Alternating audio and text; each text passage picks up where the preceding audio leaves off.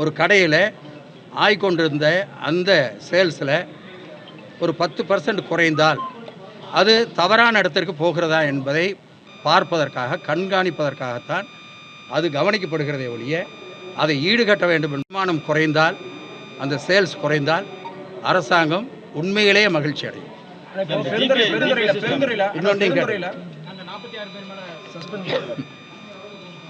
அதாவது கூடுதல் விலைக்கு விற்கக்கூடாது என்று மிக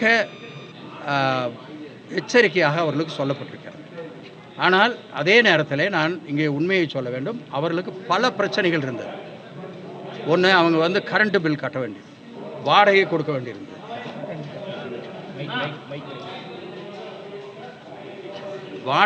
வேண்டியிருந்தது, இப்படி பல பிரச்சனைகள் அவர்களுக்கு செலவுகள் இருந்தது. அதையெல்லாம் இப்பொழுது நாங்கள் அரசு சார்பாகவே, துறையினுடைய சார்பாகவே கொடுக்க வேண்டும் என்று நடவடிக்கை எடுத்திருக்கிறோம். அது மட்டும் இல்லாமல் ஒரு 12,000 பில்லிங் மிஷின் வாங்கி வைக்கப்பட்டிருக்கிறது. எல்லா கடைகளிலேயும் இந்த பில்லிங் மிஷின் வைத்து விட்டால் இந்த கூடுதல் விலைக்கு விற்பது முழுமையாக கட்டுப்படுத்தப்படும். நான் அது கொஞ்சம் தெளிவு பண்ணுறேன். உள்ளே இருந்து 200 அடியில் நடந்து வரவங்களை பிடிக்கிறது, வாகனங்கள் போகிறவங்களே பிடிக்கிறார்கள். இது எதற்காக? அவங்களுடைய பாதுகாப்புக்காக, வேற எதுக்காக சொல்லுங்க? இல்லை அப்படி இல்லை. நீங்கள் வண்டியில் போகும்போது அவர்களுக்கு ஆபத்து வந்து அந்த குடும்பத்துக்கு ஆபத்து ஆகக்கூடாதுங்கிறதுக்காக பண்ணுறாங்க. இருந்தாலும் நாங்கள் காவல்துறையோடு பேசுகிறோம்.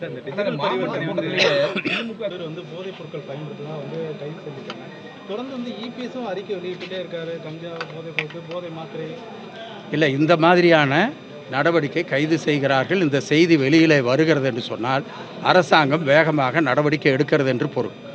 நீங்கள் எதுவுமே வெளியில் வரலைன்னா சுத்தமாக இருக்குன்னு அர்த்தம் இல்லை.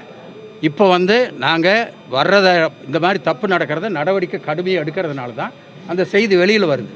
அவங்க காலத்தில் வராமல் இருந்தால் ஒரு வேளை இப்போ அவங்க அதை அளவு பண்ணிட்டாங்கன்னு. இல்லை, மொத்தமாக கட்டுப்படுத்துறதுக்காக ஈரோடு மாவட்டம் வாழ தகுதியற்ற மாவட்டமாக மாறி புற்றுநோய் அதிகரிச்சிருக்கு. இல்லை, நீங்களே தயவு செய்து அப்படி சொல்ல வேண்டாம். இல்லை, சொல்கிறாரு. இல்லை, அதாவது வாழ தகுதியற்ற மாவட்டமாக அல்ல.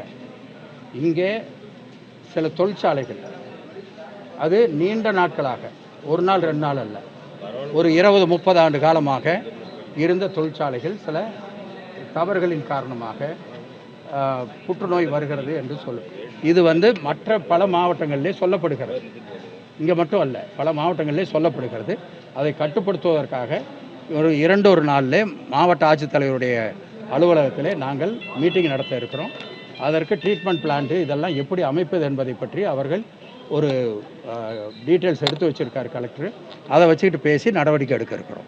எனவே வாழ தகுதியற்றதுன்னு சொல்கிறத நான் ரொம்ப வருத்தப்படுறேன். பெருந்துறையில் ஒன்றிய செயலாளர் இப்போ கூட்டம் நடக்குது. அந்த பகுதியை சேர்ந்த முன்னாள் அமைச்சர் தோப்பு வெங்கடாச்சலம் கட்சியில் சேர்ந்து 4 வருடங்கள் ஆயிடுச்சு. பதவி ஏதோ ஒரு பொறுப்பு எதுவும் தரலைங்கிற இல்லை, அதெல்லாம் கட்சிக்குள்ளே நடக்கிற விஷயம். அது இப்படி பேசுறது கூடாது. அது கட்சிக்குள்ளே நடக்கிற விஷயம். அவர் ஒரு முன்னாள் அமைச்சர், எந்த பணியை எடுத்தாலும் சிறப்பாக செய்யக்கூடியவர். அவர் நிச்சயமாக சிறப்பான இடத்தில் தான் இருக்கிறார்.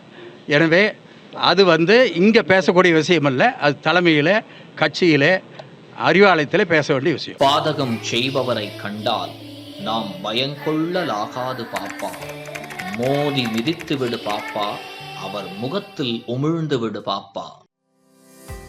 அண்மை செய்திகளை உடனுக்குடன் தெரிந்து கொள்ள இணைந்திருங்கள் இயம்நாடு தொலைக்காட்சியுடன்.